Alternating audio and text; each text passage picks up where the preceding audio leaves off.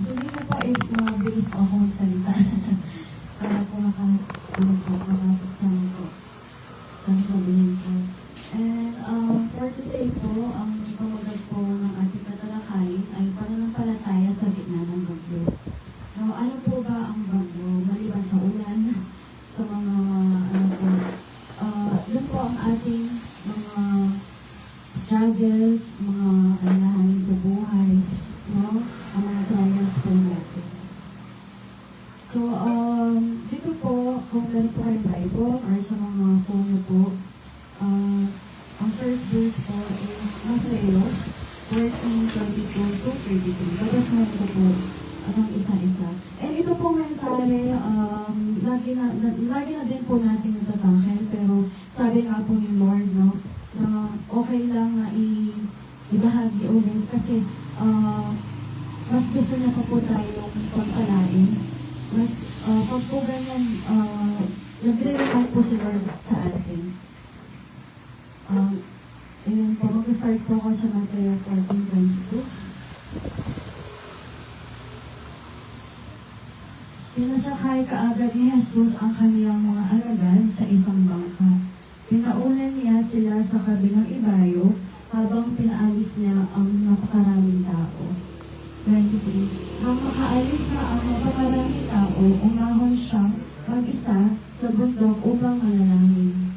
Nang bumabi na, nag-iisa siya roon. 24. Samantala, ang bangka ay nasa kalagitnaan na ng lawa na sinasalpok ng mga alon sapagkat pasalungat ang hangin sa kanila. 25. Sa ika-4 na pagpupuyat ng gabi, pumaroon si Jesus sa kanila na naglalakad sa ibabaw ng lawa. 26. Lubhang natakot ang mga alagad nang makita siya na naglalakad sa ibabaw ng lawa. Sabi nila, multo, at sumigaw sila dahil sa takot. 27. Nagsalita kaagad si Jesus na sinabi sa kanila, lakasan ninyo ang inyong loob. Ako ito, huwag kayong matakot. Sumagot sa kanya si Pedro, Panginoon, kung ikaw nga, hayaan mo, makapahiyan ako sa iyo sa ibabaw ng tubig. Sinabi niya, halika. Pagkababa ni Pedro mula sa bangka, lumakad siya sa ibabaw ng tubig papunta kay Jesus. Ngunit nang makita niya ang malakas na hangin, natakot siya at nagsimulang lumubog. Sumigaw siya ng sinasabi, Panginoon, sagipin mo ako. Kaagad na inulat ni Jesus ang kanyang kamay at hinawakan siya. Sabi niya sa kanya, O ikaw na maliit ang pananampalataya, bakit ka nag-aalinlangan? Nang makasakay na sila sa bangka, tumigil ang hangin. Kaya ang mga nasa bangka ay lumapit at sumamba kay Jesus. Sabi niya, Totoo, ikaw nga ang anak ng Diyos. Amen po. So, ang dinakay po natin ngayon, ang binasa natin, ay naglalaman po o ang kwento ay si Jesus at si Pedro.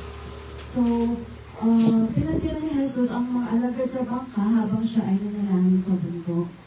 Nang madaling araw na, inabot ng malakas na hangin at alon ang bangka.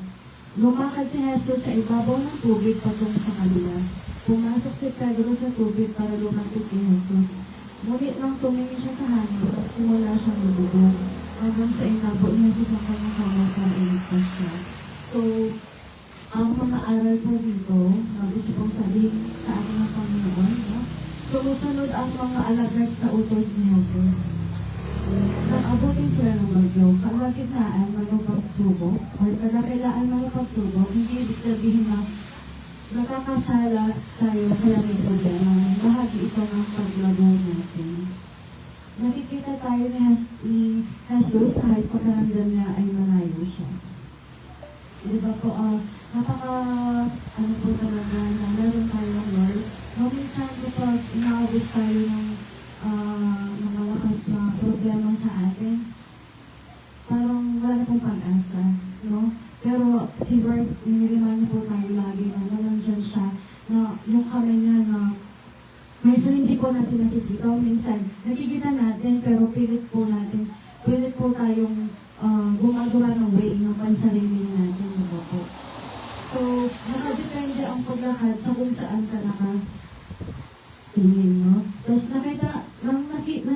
nakatitig si Pedro kay Jesus, nakalakad siya sa ibabaw ng tubig, Pero nang ilipat na ang kanyang tingin sa malaking alon at hangin, nagsimula siyang lumubog.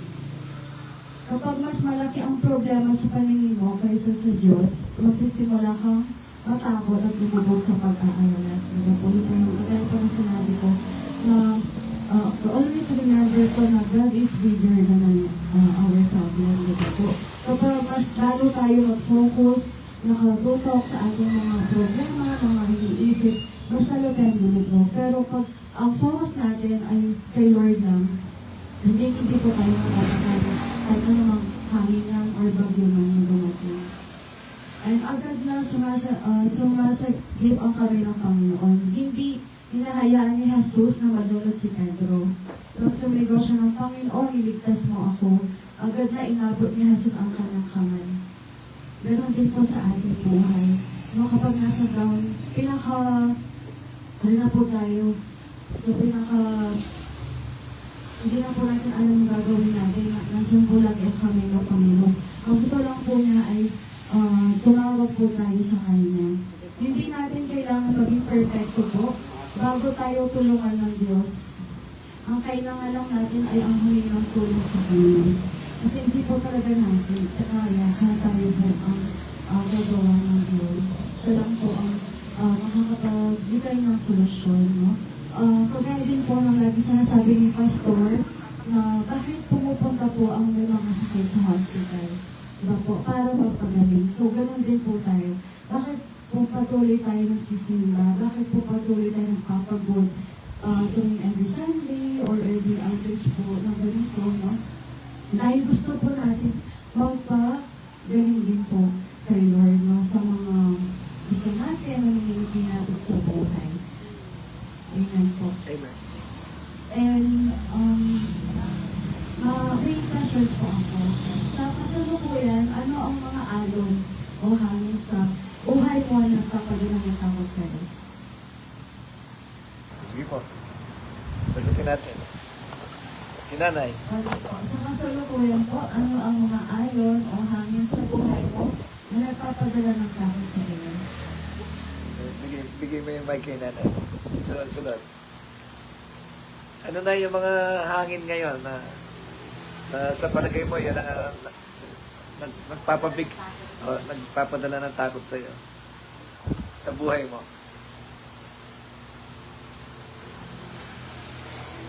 Ang hangin na nagpapadala ng takot sa akin noong nakikita ko yung tsahin ko na nagsisimba. Bata pa ako, nakikita ko siya nagsisimba sa akin. Ngayon, ako, simulang pagkabata ko, hanggang sa tumanda ako, ito, dito na ako natulog. Ngayon, sabi ko, mapagkulang ako. Kumbaga sa yung mga ugali na nasa lansangan na wala ka sa Diyos, wala kang pero nung nalaman ko na ganun pala, makinig ka sa mga salita ng Diyos, doon ako nagkaroon ng takot na baka ako mapunta sa impyerno. Kaya simula noon, kumapit na ako.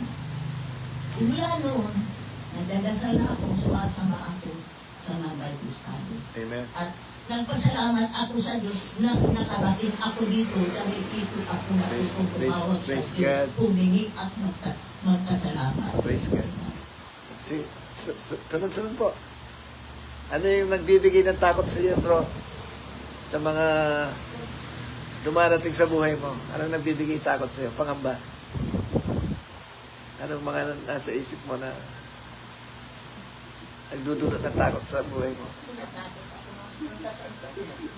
Ay, ikaw. Nahihiya siya. Si Sister, ano na lang?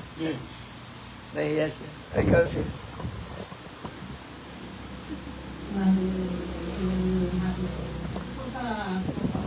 Sa aking kalagayan, ako po sa sinasabi sa panahon ng ating katulad po ng ating pamilya, lalo na yung ating siyempre, ito na rin po umarakit na Hindi ko siya maakit kung papaano kung sasama ba o doon. Ang kinakulong nga po, Diyos na lang po ang nakakaalam na sana po gumaling siya sa bibig ko lang. At humihingi po ako ng tulong sa Panginoon na lumiwanag ang paningin niya. Nung pumutungkay ng mata po, dahil po birthday niya ng Biyernes, hindi ko po akalain na sasama siya sa akin. Sabi ko sa akin, mas tama po. Ito po sabi ko, sige sana, i-celebrate natin ang birthday mo. Kahit po paano, wala tayo, kahit po wala tayo. Diyos na lang nakakaalam ka. Lalo na ngayon, sabi ko, ang panahon, umuulan. Sabi ko gano'n. Sabi ko niya sa akin, sige, sasama ko. Pag umaga, hindi ko siyang ginising ako sa sayo. Kung saan ko siyang gumising ng umaga. Sabi niya sa akin, masama ko. Maliligo lang ako. Pagkaligo daw po niya, ang gusto ma, bakit lumiwanag yung paningin ko? Kasi kung may malaki na talatawin ako siya, bulag na siya ang pinagpagyak na maka. Hindi ang nakakita. Sabi niya sila po siya, kinukuha siya ng manager ko sa Manila. Pagkaligo kanina ng umaga, sabi ko niya sa akin, ano sa sabi ko, siguro, ito lang parusa sa akin ng Panginoon Diyos. Sabi ko, hindi ka paparusahan. Tutulungan ka pa niya para lumiwanag at Amen. lumigising. Amen. Sabi ko sa sabi. Kumado nga po, sabi ko sa akin, sige santa niya. Ito, pagpunto pa sa baby ko, ako ko na sa kwarto. Ma, bakit? Sabi ko, lumiwanag ang pagpunto ko. Amen. Pag-iwan na mag-iwan yung ako. Praise God. Praise God. Sabi ko po sa kanya, ayan lang. Ang Diyos ay nakakapagpatawag. Tao ba kaya? Amen. Sabi ko sa kanya, o sige, sana ka. Ngayon po, yung linggo, uli ako kung Sabado, yung kahit gabi na, sasama na. Kumilos na po yung Panginoon sa buhay niyo. Kahit po wala lang po akong magsalita. Kahit paano po, sa salita po. Kalamidad po. Yung nakakatakot ng kalamidad po na ano po. Wala po, nagalisal po tayo pag nakasama ko lang, saka nililin. Salamat po ako sa kanya. Saka, nagpapasalamat po ako sa kanya, sa Lord, na sa kalakasan, sa buhay, saka sa araw-araw na pangalalan, binibigyan ng kataan po. Yun lang po. Yeah. So, sister. Wala po. Ikaw, brother.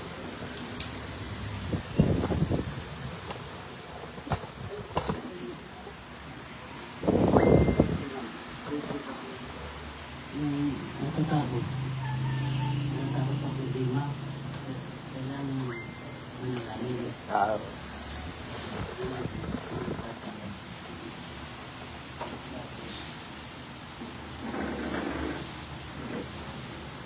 nalulukayan tayo ng Panginoon. Amen. Amen. Ikaw, brother. Magandang gabi po sa inyo lahat. Ang ano po ito, pagdalo ito sa bahay, magdadasal ako. Ang Diyos, tulungan mo po ako, gabayan mo upang labas ko. Pag malakas ang hangin, babaw pa ako sa bahay. Tapos itutulak ko. Pagdating ko sa kasi, pagdating sa Robinson, pagpapahinga ko doon. Sabi ko, bigyan mo po ako ng lakas ng loob para maglalagparag.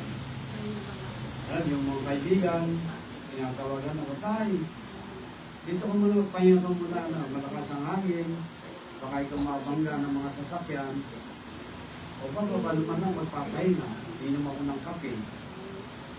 Okay, pagdating naman sa papuntang district, ganun din po yun. May tatawag sa akin, o papahinga ka, at may magbibigay ng konsing biyaya. Okay, salamat po Diyos kung hindi mo ko pinabayaan sa akin. Hindi lang po.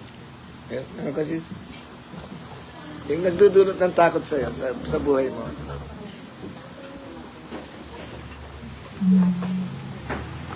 Lahat po tayo ay Ay, may doon ka, takot. doon. Ano po? Makita ko siya. Kanya-kanya po tayong may sarili pong takot. Literal na po tayo ngayon. Yung kalamidad, bagyo, tulad po ng sinabi ko ni Sister, yung kinatatakutan, yung alon na sa hangin, Para sa akin po, ang madalas kong kinakatakutan, yung buhay po natin. Kasi, yun nga po, hindi po natin hawak ang sarili nating oras. Si God lang po ang nakakaalam kung kailan at kung saan. Hindi po ba? Ako kasi, ang kinakatakot ko, lahat po tayo may karamdaman. Alam ko po yun. Bawat isa po sa atin may karamdaman. Hindi po normal sa bawat tao wala pong karamdaman, wala pong problema. Lahat po tayo, alam ko pong ngayon.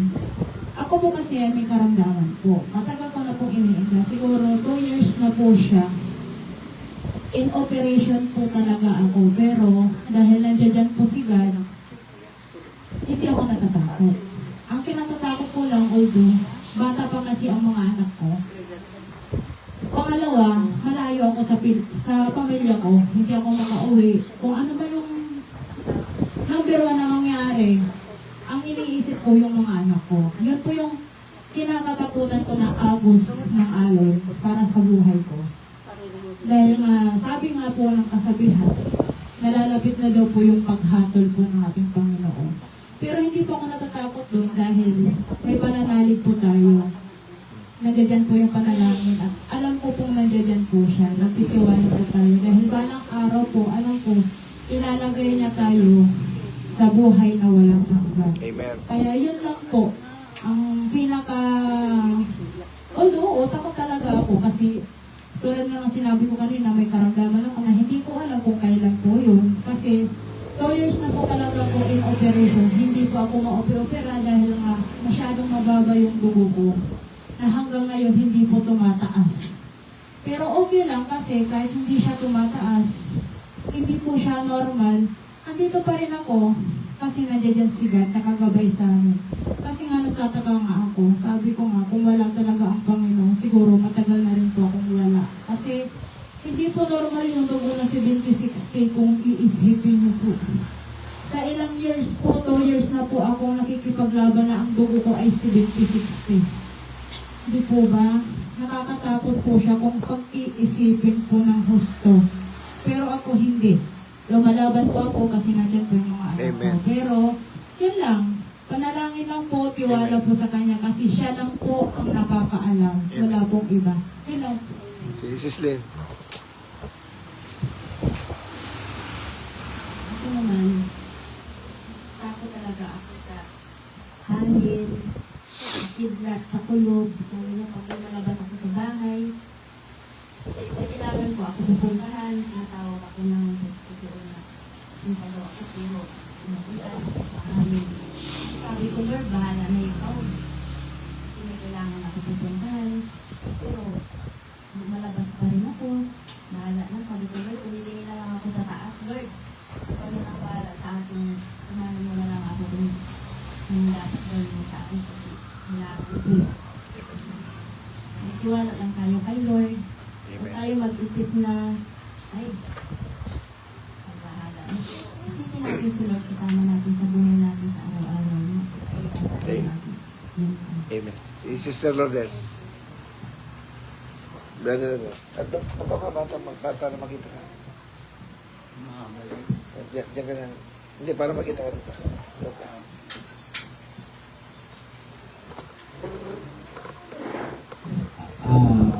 Magandang hapon po. Sa topic po natin tungkol sa katatakutan, kung pupunta po tayo sa Old Testament kay Moses. Kay Moses pa lang nakaramdam na ng takot eh. Nung alis niya yung mga Israelita sa Egypt papuntang Promised Land, nung kinausap siya ng Panginoon doon, nag-alinlangan siya. Bakit po hindi po ako paniniwalaan doon? Sabi na niya. Marami na siyang reklamo dahil sa nag-aalangan siya, kumbaga mawala. Pero ang sagot sa kanya ng Panginoon, makakasama mo ako. Amen. Tandaan, sumunod siya. Nung palakbay na naman, kung ito ang kanyang kagustuhan, bakit na tayo pinapahirapan? Sabi na naman, Moises, marami sinamuha kami. Mga kinakatakutan eh. Ngayon, sa panahon naman natin, sa katatakutan, marami tayong kinakatakutan minsan. Mayroon dumating sa atin na oportunidad na may mag-offer sa iyo ng trabaho, halimbawa ko, ay, hindi ko kaya siguro yan kasi kailangan yung may matas na pinag-aaral. Hindi natin naisip na mayroon tayong Panginoon. Bakit hindi ko subukan yung mga ganang bagay? Halimbawa, pumunta ako, ay, natatakot ako dyan kasi magulo yung lugar na yan. Tawagin ko sana si ganito. Yung mga hindi ako pagbigyan kasi yung mga bagay na kinakatakutan natin na nawawala na sa isip natin na may Panginoon tayo na gumagabay sa atin. Amen. Amen. Marami sa buhay natin talaga kasi alalahanin natin sa nasa mga Bible sa salita mismo ng Panginoon na alalahanin nyo. Hindi niya tayo pababayaan. Hindi niya tayo pababayaan sa lahat ng aspeko ng buhay natin. Amen. Mga pangako niya mismo yun. Amen. Kaya huwag tayo natakot kung ano man yung bagyo na yan, ano man yung pagsubok na yan, mapaalag tayo kung sinusubok tayo dahil ibig sabihin, pinitrain tayo na, nandito na tayo sa part na, nasa training ground na tayo para sa mas malaking pagpapala na inaanda para sa atin. Amen. Amen po.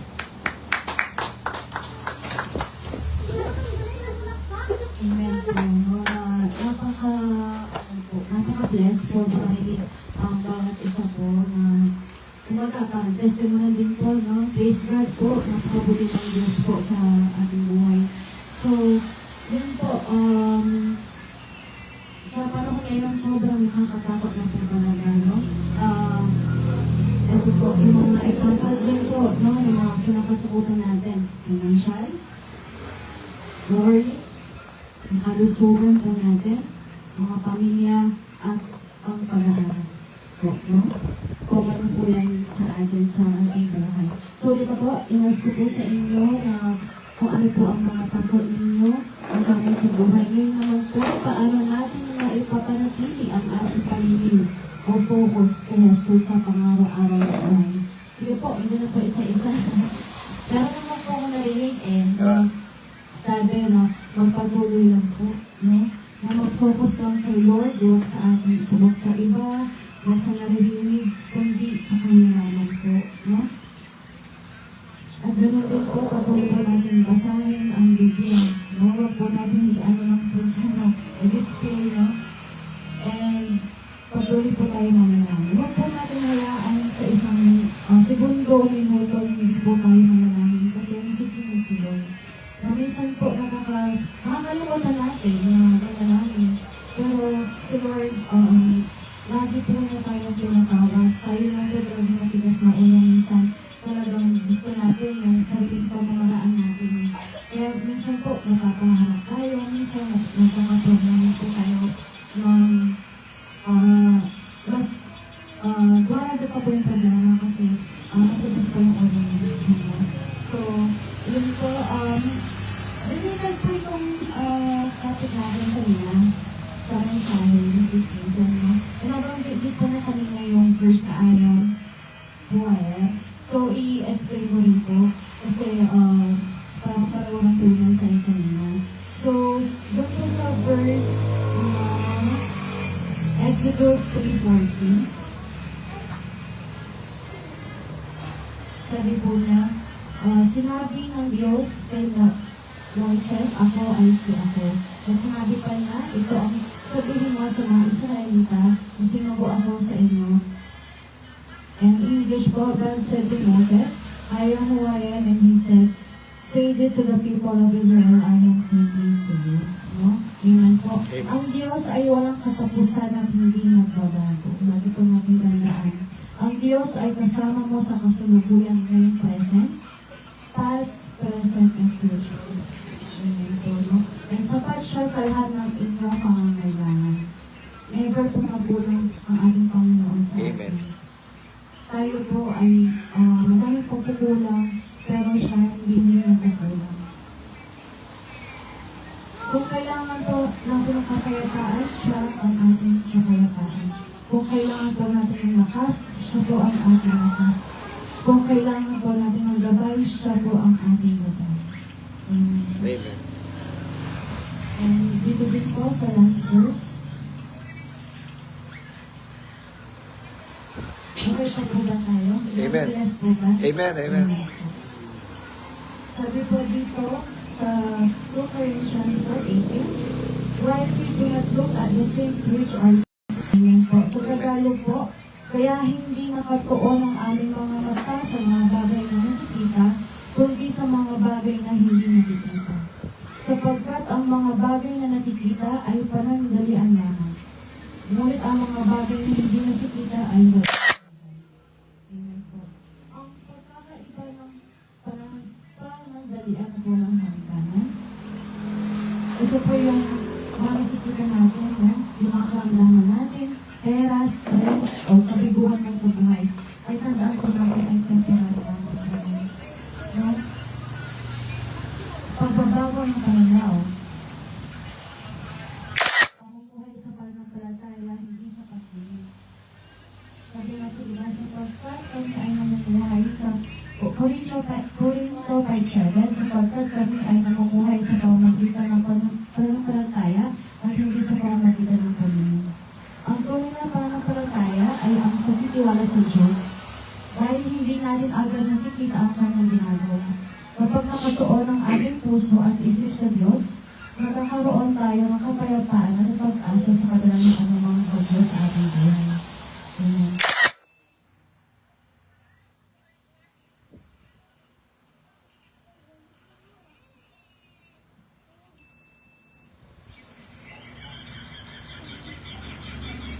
So, tapos po tayo.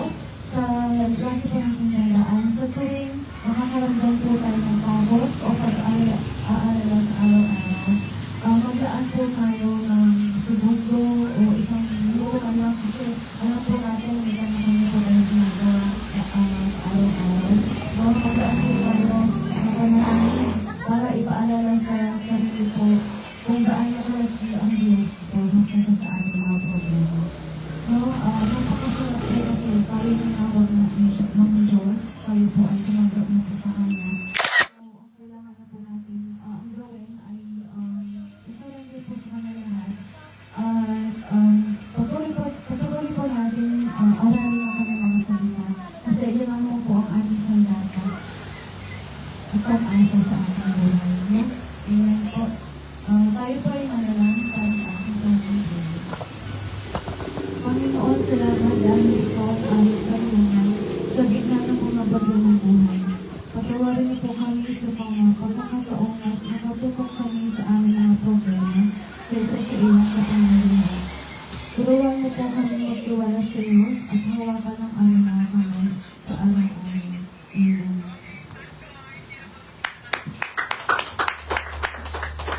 Okay na. Pag-pray mo na wait ang food. Kaya rin. Awas.